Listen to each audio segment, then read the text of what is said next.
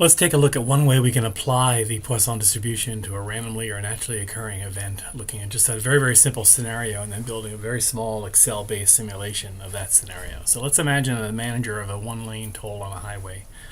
RAM knows that on average the toll lane receives 8 cars per minute, and her operators tell her that they could comfortably handle up to 10 cars per minute. So assuming that those cars are randomly or naturally arriving, that there's no special event or something going on, we can use the Poisson distribution to try to answer that question for them. So in order to plan for future capacity, she'd like to be able to know the probability of the lane receiving more than 10 cars, so more than her people tell her they can handle, during an extended multi-minute period. So we'll model it here for an hour.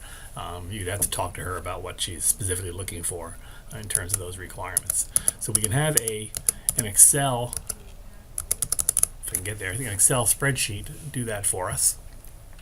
Okay. Here's what one might look like as we go through. So I've modeled it here. Let me walk you through and show you the different parts. Okay, so it's a toll capacity problem. We're told that the capacity of the lanes that we have are 10 cars per minute. So we model that here. That's something we want to know in terms of what's going on, because that's our anticipated amount. And the arrival of the cars is 8 per minute. So that's going to be our parameter for the distribution that we're looking at in Poisson when we get there. I always calculate the takt time, or how much time is available per car out of the 8. It's simply the inverse of the 1/8.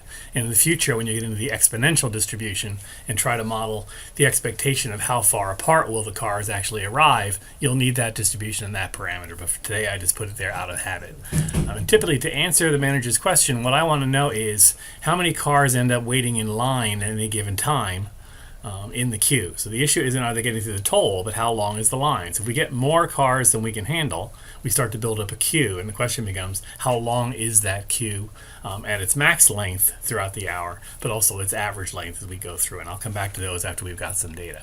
So to figure this out, we're going to need to use the Poisson distribution. So what I do is I create a sequence of numbers of cars going through, 8 being the expectation, and I go ahead and do my PDF, my probability distribution function. I can show you a real quick function there. So basically I'm using the Poisson function of Excel.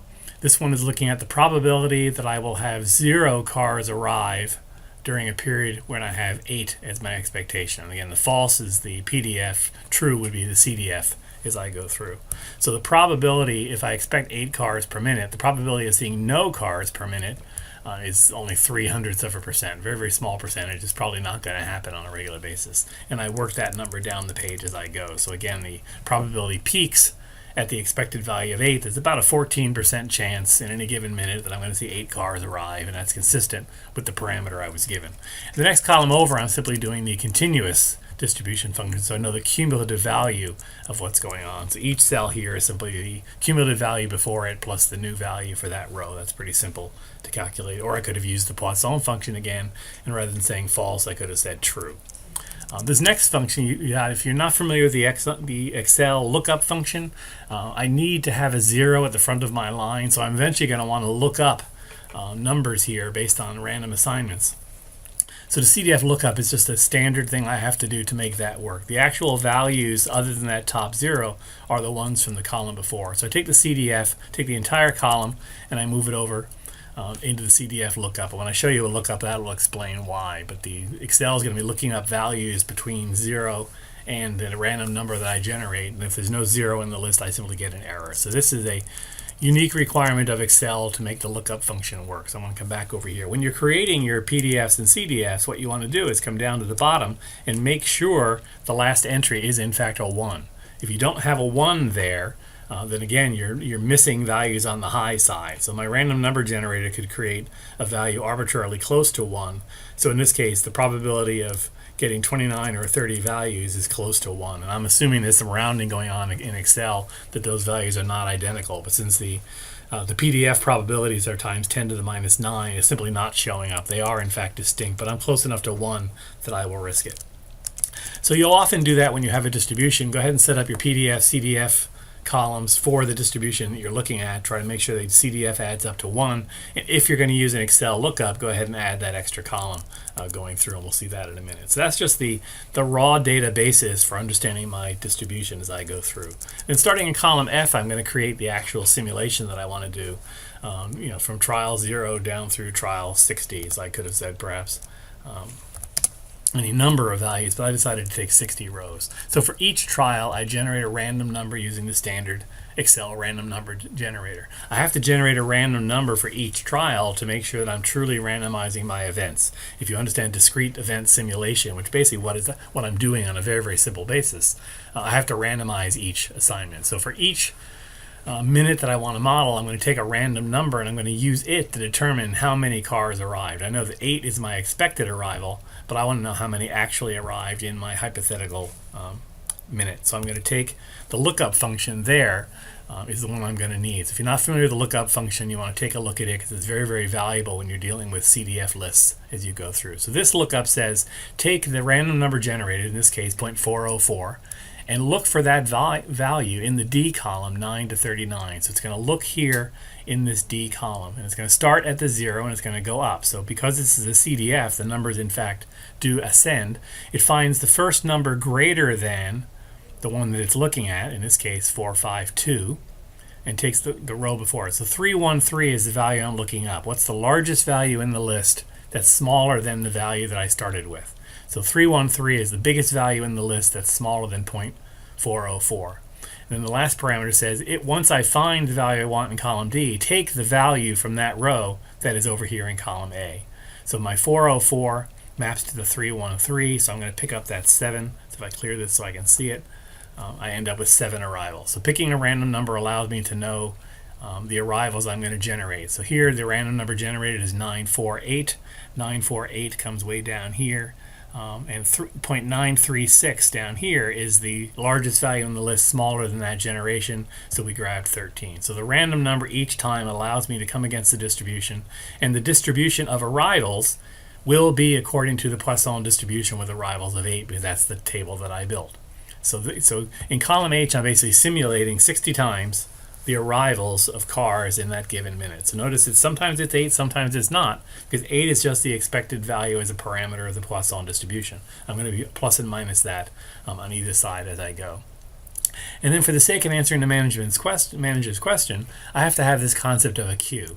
A queue is how many cars do I receive more than the number of cars that I've said I can handle. The capacity here is 10 cars. So when I see this number here, I'm going to show the formula. Okay, if I take H5, that's the 13 that are arriving now, add to that I4, which is the queue up until that point, which is 0 in this cell, and then subtract from that the number I can handle, 10, and that will give me an idea of how many cars are in the queue at the end of that trial. So when I had only 7 cars, I didn't create a queue in the first minute, but then I got 13 cars in trial 1, and as a result of that, I processed 10, but I had 3 left. So in the next minute, when I get 5 cars and do the same formula again, it just so happens that because I have a capacity of 10, I actually clear the queue. And I repeat that process down to the bottom. So because I can handle 10 and my expected value is 8, more often than not, my queue is going to be 0 as I go. And in fact, that's what these columns are over here that I created to give her my answer, is that given these parameters of expecting 8 per minute and having capacity for 10, over the course of the hour that I modeled, the largest the queue ever got was 5, so less than a minute's worth of backlog. And in fact, the average queue was less than half a car. So it looks like it should be relatively rare in my modeling that 10 would not be an adequate capacity as I go through. So that's a very simple model to use the Poisson distribution to model a quick discrete event simulation to answer the manager's question. Once it's created, you can then look at other alternatives as you go. What if over time, for instance here in B3, what if the arrival rate of the cars increased in the future to actually have 10 arriving at a time? What does that do to my